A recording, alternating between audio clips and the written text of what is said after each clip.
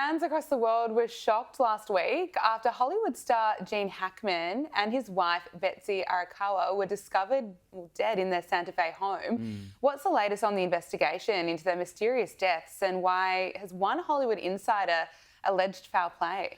I mean, this is just a horrible case that's unfolding. Of course, the bodies were discovered last week. It's understood that they may have been laying there in the home for 2 weeks or more based on Gene Hackman's pacemaker, which stopped sort of transmitting in the middle of February. Of course, they were not discovered until last week, as I said. The Santa Fe Police Department has launched a criminal investigation. Initially, there were reports that it could have been possibly a carbon monoxide poisoning, which is not uncommon in older homes, but that was all cleared. That was cleared very quickly. So there's a huge question mark now over what exactly happened.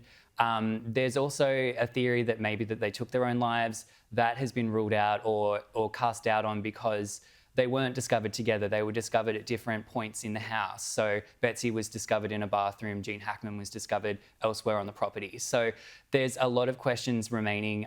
Randy Quaid, actor, he is very outspoken on Twitter. He has alleged foul play. There's no evidence of that to date, but I do think that the bizarre details of it has definitely captured a lot of, conspiracy theories, and I think that there's a lot still to be discovered here. Absolutely. Thank you for bringing us that update. Look, the Oscars, the 97th Academy Awards, they took place earlier this week, but there was one film that failed to receive any nominations, and that was the biopic Reagan starring Dennis Quaid. Let's take a look.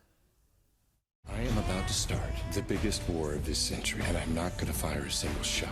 You're gonna blow up 8 years of diplomacy. Well, if you think that got their undies in a wad, you just wait. What did the president know, and when did he know it? What would you have me do? I want you to fight!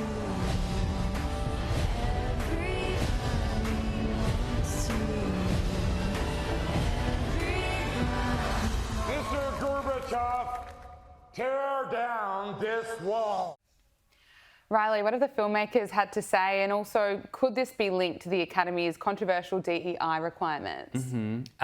Yeah, quite an interesting one. As you said, the 97th Academy Awards took place on Sunday. It was the highlight of course, the Hollywood award season. But I will say, I think there was a lot of people in the industry talking about how this year's films were a little bit interesting, maybe not typical. Of course, Best Picture went to Anora, which was a very low-budget indie film about a Russian sex worker. Right. Probably not your typical Oscar movie. And there have been some questions about, are these new DEI requirements that the Academy has introduced, is that impacting the quality of the films being submitted? One of those films, of course, being Reagan. It was, on paper, the kind of movie that you would think might be an Oscar contention. It was, of course, about a very popular president, Ronald Reagan, a big star attached, Dennis Quaid, and a lot of other good actors in it too, Jon Voight, Mina Suvari. So, you would think that this is the kind of film that would be considered for awards, and it really wasn't. And the screenwriter, Howard Cosner, has spoken out. He believes that the film was impacted by these policies.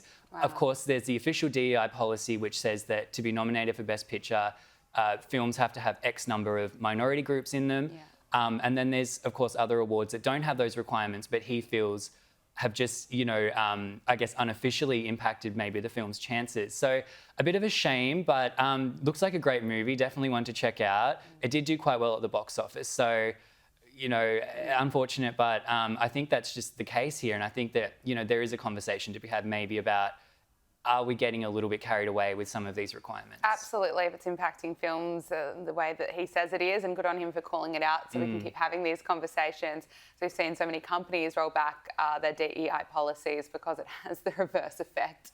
Reilly Sullivan, so good to speak with you. Thank you so much for joining us. Thank you.